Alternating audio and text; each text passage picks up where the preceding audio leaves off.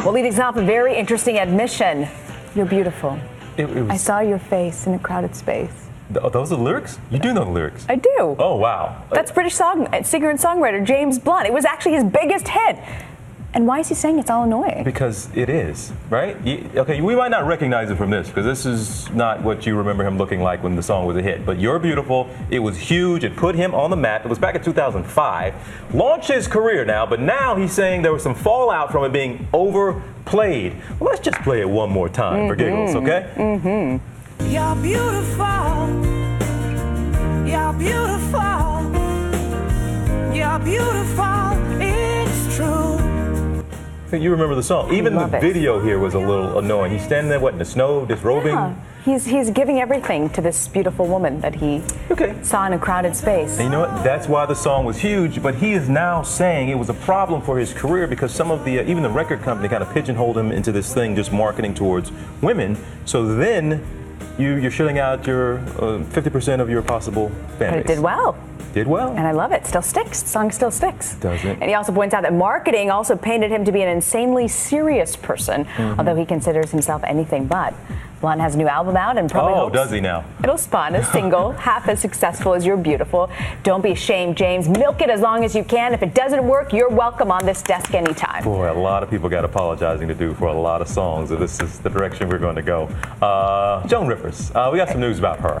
Her daughter, Melissa, will be inheriting the bulk of her estate after her recent and sudden passing. As Melissa is Joan's only child, it's no big surprise that she'd be the benefactor, but the amount she'll be inheriting is certainly impressive. Over $100 million.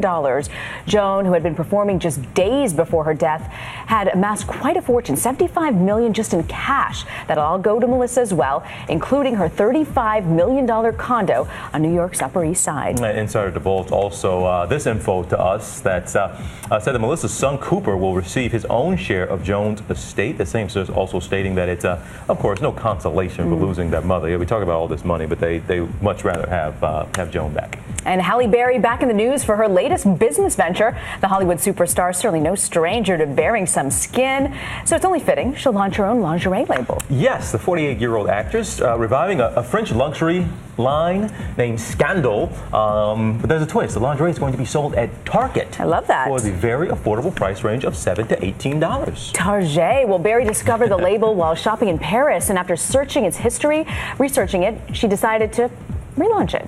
Scandal is expected to hit Target next week. Oh, that's my mistake. It's Target and not Scandal. It's Target and Scandal. All right.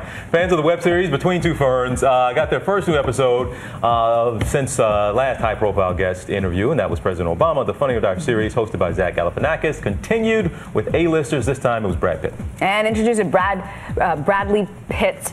That's how they introduced him. The satire was heavy with lots of its signature awkward and weird moments, including the two playing chicken with their chewing gum. There was also a brief intermission from comedian Louis C.K., who did a short stand-up set that really didn't go over well. Also not going over well was this question.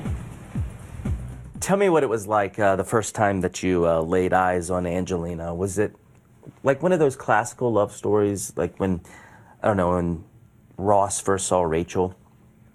You know that show, Friends? Have you seen that?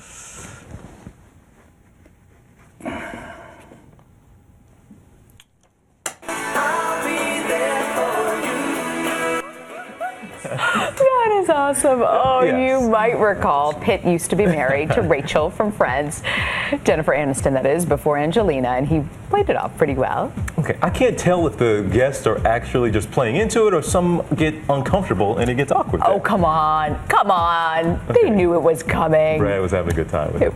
It seemed like fun. You got to be a good sport to go on that show. You do. Good job, Brad.